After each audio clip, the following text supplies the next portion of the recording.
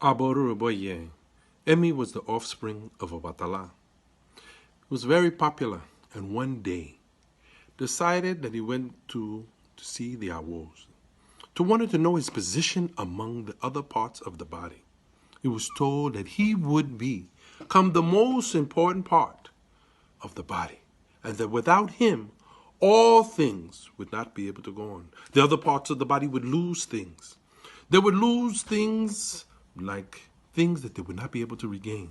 But he was advised to offer sacrifice, and he did. After offering sacrifice, before long, many parts of the body lost their position. They lost their spouse, they lost their clothing, they lost the prosperity that they had, the money, the things that they thought that were important to them. Many of them. But Emi, life, was still retained. And before long, as it was forementioned, it had done sacrifice. And because Emi had done sacrifice, it was able to be sustained.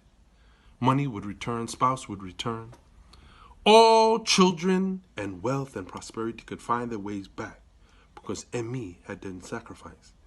And that among all of them who had lost, Emi would still be there. As long as there's life, there's hope.